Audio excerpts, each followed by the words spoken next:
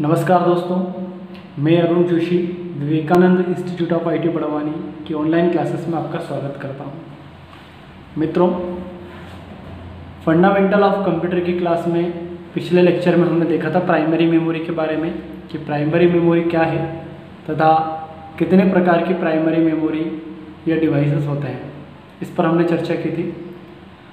अब मेमोरी से related fundamental of computer के अंतर्गत अगला क्वेश्चन हमारा है सेकेंडरी मेमोरी क्या है, विभिन्न प्रकार की सेकेंडरी मेमोरी को समझाइए। यह सेकेंडरी मेमोरी क्या होती है, विभिन्न प्रकार की सेकेंडरी मेमोरी डिवाइस को समझाइए। हमने चर्चा की थी कि मेमोरी जो कि मुख्यतः दो प्रकार की होती है, एक होती है प्राइमरी मेमोरी और एक होती है सेकेंडरी मेमोरी। प्राइमरी मेमोरी क्या है, उसके विभिन्न प्रकार हम चर्चा कर चुके हैं। अब इसका सेकंड पार्ट हमारे सामने है सेकेंडरी मेमोरी का। सेकेंडरी मेमोरी के बारे में दोस्तों बात करें तो सेकेंडरी मेमोरी मतलब कंप्यूटर की द्वितीय संग्रहण डिवाइस। कंप्यूटर की जो अगली महत्वपूर्ण विशेषता होती है उसकी हाई स्टोरेज कैपेसिटी, यह उसकी अत्यधिक संग्रहण क्षमता या हाई स्टोरेज कैपेसिटी हमारे सामने आती है सेकेंडरी मेमोरी के कारण। कंप्यूटर में अधिक से अधिक मात्रा में जो डाटा स्टोर रहता है या अधिक से अधिक संग्रहण क्षमता इसकी जो रहती है वो सेकेंडरी मेमोरी के कारण होती है। प्राइमरी मेमोरी प्रोग्राम्स को रन करने का काम करती है, ऑपरेट करने का काम करती है, और जैसे हम प्रोग्राम को क्लोज करते हैं तो वो प्रोग्राम पुनः सेकेंडरी मेमोरी में जाकर के स्टोर हो जाता है। सेकेंडरी मेमोरी की बात करें तो अलग अलग प्रकार की सेकेंडरी मेमोरी डिवाइसेस जो कि उपयोग में लाई गई या जिनका उपयोग कंप्यूटर फील्ड के अंदर किया जाता है, जिसमें एक होती है magnetic tape, magnetic disk, optical disk और एक होती है फ्लैश मेमोरी।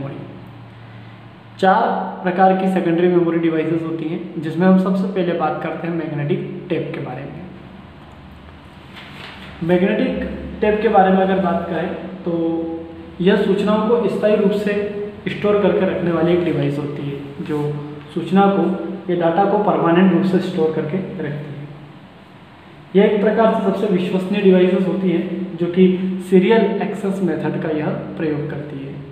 मैग्नेटिक टेप जो होती है वो दो प्रकार से उपयोग में लाई गई थी, एक होती है कॉटेज टेप और एक होती है रियल टेप।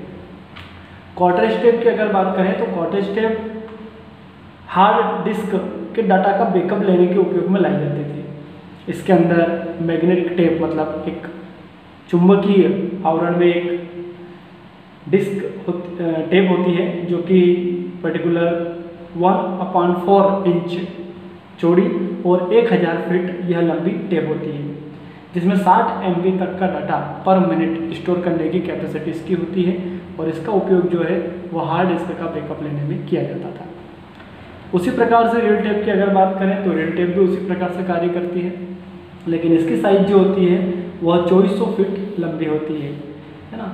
यह पर्टिकुलर कॉटेज टेप की अपेक्षा ज़्यादा बड़ी होती है और 6250 बाइट पर इंच में यह डाटा को स्टोर करने का कार्य करती है।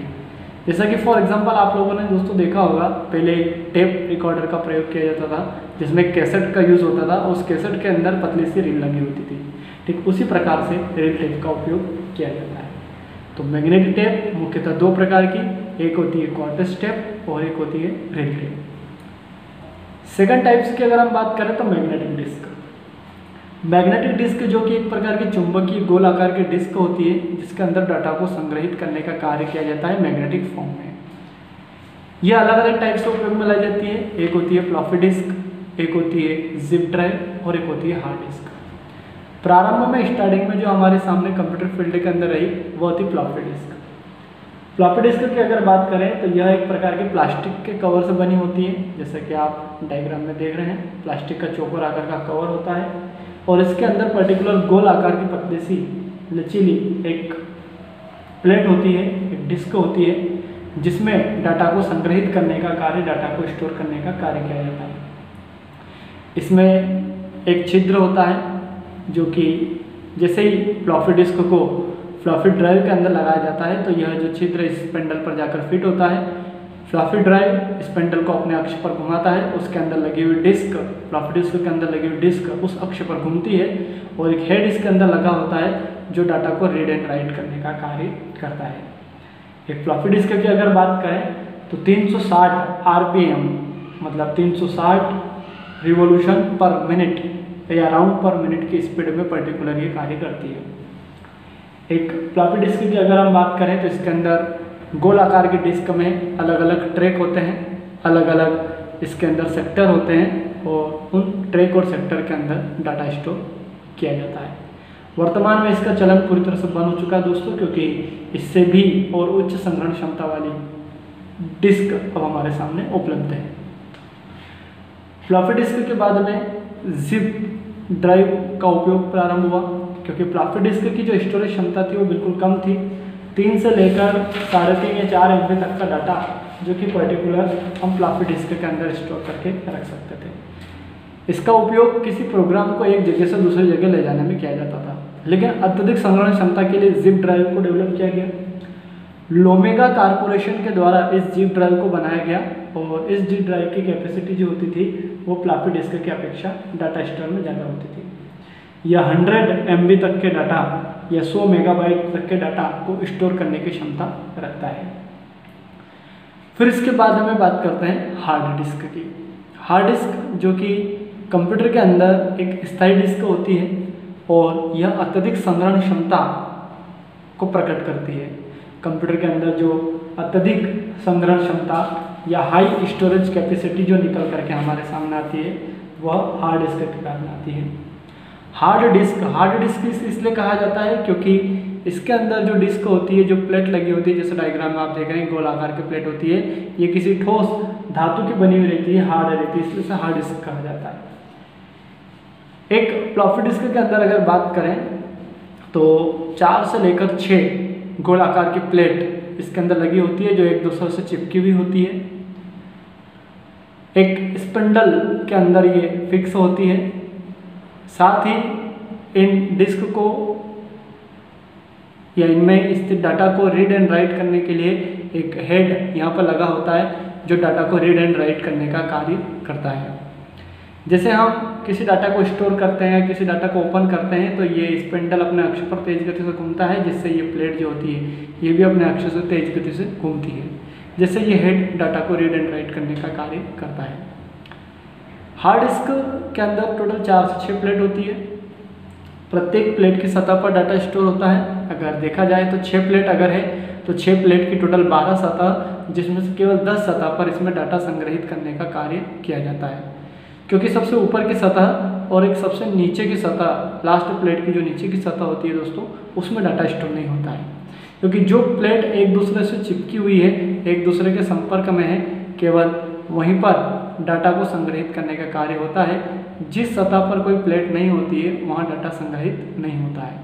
इस तरह सबसे ऊपर की सतह और एक सबसे नीचे की सतह, यहाँ पर डाटा संग्रहित नहीं होता है। एक हार्ड डिस्क की स्पीड की अगर बात करें तो 3600 से लेकर 7200 RPM की स्पीड में पर्टिकुलर यह कार्य करती है। मतलब 3600 से लेकर 7200 राउंड पर मिनट की स्पीड में पर्टिकुलरली घूमती है। एक हार्ड डिस्क अलग अलग ट्रैक में बटी होती है। ट्रैक अलग अलग सेक्टर में बटे होते हैं और प्रत्येक सेक्टर में 512 बाइट डाटा स्टोर होता है। इस तरह से पर्टिकुलर अगर बात करें तो 6 प्लेट है, 6 प्लेट की 12 सतह, जिसमें से 10 में डाटा स्टोर होगा। 10 ही सतह अलग अलग ट्रैक में बटे होते हैं, अलग अलग सेक्टर में बटे होते हैं और उन सेक्टर के अंदर डाटा को संग्रहित करने का कार्य किया जाता है। नेक्स्ट अगर बात करें तो ऑप्टिकल डिस्क हमारे सामने होती है। ऑप्टिकल डिस्क जो कि प्रकाशीय डिस्क कहलाती है, यह एक प्रकार से 1990 में इसे डेवलप किया गया था डाटा को स्टोर करने के लिए, डाटा को संग्रहित करने के लिए, डाटा को एक स्थान से दूसरे स्थान ले जाने के लिए, जिसमें लेज़र लाइट के माध्यम से या लेज़र किरणों के माध्यम से डाटा को रीड एंड राइट करने का कार्य किया जाता है। ऑप्टिकल डिस्क जो कि पॉलीकार्बोनेट पदार्थों से मिलकर बनी होती है। इसमें अलग अलग प्रकार के डिस्क हमारे सामने उपलब्ध हैं, जिसमें से एक होती है कॉम्पैक्ट डिस्क। कॉम्पैक्ट डिस्क जिसे हम CD कहते हैं। CD या कॉम्पैक्ट डिस्क की अगर बात करें तो यह एक प्रकार की हमारी जनरल पर्पस डिस्क होती है, जिसमें डाटा को स्टोर करने का कार्य, संग्रहित करने का कार्य किया जाता है। इसकी स्टोरेज क्षमता जो होती है 600 से लेकर 750 MB तक का डाटा इसमें हम स्टोर या संग्रहित करके रख सकते हैं, एक स्थान से दूसरे स्थान ले जाया जा सकता है। इसमें मैग्नेटिक फॉर्म की परत चढ़ी होती है, एल्यूमिनियम की परत चढ़ी होती है और 2 गोल आकार की डिस्क के बीच में उसे चिपकाया जाता है सॉकेट के माध्यम से, जिससे वो निकले नहीं। और इसमें भी बीच में एक छिद्र होता है, जैसे इसके ड्राइव के अंदर इसे लगाया जाता है तो वह गोल छिद्र उसके लेंस पर जाकर के फिट होता है और वह स्पेंडल अपने अक्ष पर तेज गति से घूमता है, जिससे यह कॉम्पैक्ट डिस्क भी घूमती है और उसके अंदर से लेज़र लाइट उत्पन्न होती है जो डाटा को रीड एंड राइट करने का कार्य करती है। एक कॉम्पैक्ट डिस्क है, सीडी की स्टोरेज क्षमता फ्लॉपी डिस्क के जिप ड्राइव से ज़्यादा होती है, इसलिए फ्लॉपी डिस्क के जिप ड्राइव का चलन खत्म हो गया और कॉम्पैक्ट डिस्क का चलन प्रारंभ हो चुका। कॉम्पैक्ट डिस्क या सीडी के बाद में बात करें तो एक होती है डिजिटल वर्सेटाइल डिस्क। यह भी एक प्रकार की ऑप्टिकल डिस्क होती है, लेकिन इसकी स्टोरेज क्षमता जो होती है वो कॉम्पैक्ट डिस्क की अपेक्षा ज़्यादा होती है। इसमें अलग अलग लेयर में डाटा स्टोर होता है, जितनी लेयर होती है उतना डाटा हम इसमें स्टोर कर सकते हैं। इसकी स्टोरेज क्षमता जो होती है वह 4.5 GB तक पर्टिकुलर इसमें डाटा को संग्रहित किया जा सकता है। यह डाटा को स्टोर करके हम एक स्थान से दूसरे स्थान ले जाया जा सकता है। मतलब 4 से लेकर 5 कॉम्पैक्ट डिस्क का डाटा हम एक डिजिटल वर्सेटाइल डिस्क के अंदर स्टोर करके या संग्रहित करके रख सकते हैं। इसके बाद में नेक्स्ट अगर बात करें तो एक होती है ब्लू रे डिस्क। ब्लू रे डिस्क जो होती है यह भी एक प्रकार की ऑप्टिकल डिस्क है, बस अंदर इतना रहता है कि इसके अंदर जो रेस होती है, जो किरणें होती है, प्रकाशीय किरणें जो होती है वो ब्लू कलर की होती है, जो डाटा को रीड एंड राइट करने का कार्य करती है। साथ ही अगर बात करें तो ब्लू रे डिस्क CD एंड DVD दोनों की अपेक्षा महंगी और खर्चीली होती है। इसका उपयोग हाई रिजोल्यूशन वाला जो डाटा होता है, HD क्वालिटी वाला जो डाटा या बड़े हाईलाइटेड सॉफ्टवेयर होते हैं उन्हें स्टोर करने के लिए या संग्रहित करने के लिए किया जाता है।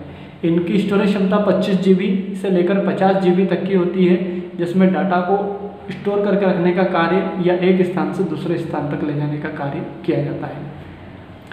नेक्स्ट अगर हम बात करें तो फ्लैश मेमोरी। फ्लैश मेमोरी में अलग अलग प्रकार की मेमोरी होती है, जिसमें पर्टिकुलर EEPROM पर यह कार्य करती है, electrically erasable programmable read only memory पर। इसमें अगर बात करें तो USB flash drive, flash memory card, secure digital card और एक होती है solid state drive. USB flash drive की अगर बात करें तो यह वर्तमान में उपयोग में लाई जाने वाली एक संग्रहण स्टोरेज डिवाइस है जो सबसे ज़्यादा विश्वसनीय है, जिसे हम पेन ड्राइव के नाम से भी जानते हैं, जिसमें हम डाटा को आसानी से एक स्थान से दूसरे स्थान पर ट्रांसफ़र करने का कार्य या ले जाने का कार्य कर सकते हैं। USB फ्लैश ड्राइव का उपयोग USB पोर्ट के माध्यम से किया जाता है, जैसे बाहरी रूप से ही हम पर्टिकुलर से कनेक्ट कर सकते हैं और डाटा को आदान प्रदान कर सकते हैं। इसमें डाटा के आदान प्रदान की जो कैपेसिटी या स्पीड होती है वह भी काफ़ी तीव्र गति से कार्य करती है। साथ ही इसकी जो स्टोरेज क्षमता होती है वो अलग अलग प्रकार से होती है। 1 GB 2 GB से प्रारंभ हो करके यह पर्टिकुलर 256 GB तक हमको प्राप्त होते हैं। फ्लैश मेमोरी कार्ड के बारे में बात करें तो यह एक प्रकार का मेमोरी कार्ड होता है, जिसका उपयोग अधिकांशतः जो डिजिटल कैमरे होते हैं या डिजिटल रिकॉर्डिंग के लिए पर्टिकुलर जिन कैमरे का उपयोग किया जाता है वहाँ पर इस कार्ड का उपयोग होता है। जैसे बाहरी रूप से ही कनेक्ट कर लिया जाता है, लैपटॉप में भी इसमें पर्टिकुलर लेफ्ट साइड में इसका पोर्ट होता है, वहीं से इस बाहरी रूप से कनेक्ट करके इसमें से डाटा का आदान प्रदान किया जा सकता है। इसकी डाटा आदान प्रदान करने की कैपेसिटी या स्पीड जो होती है काफ़ी तीव्र होती है। यह भी अलग अलग स्पेस में 4 GB, 8 GB, 16 GB, 32 GB अलग अलग प्रकार से उपलब्ध होते हैं, जिसमें डाटा को हम परमानेंट रूप से स्टोर करके रख सकते हैं।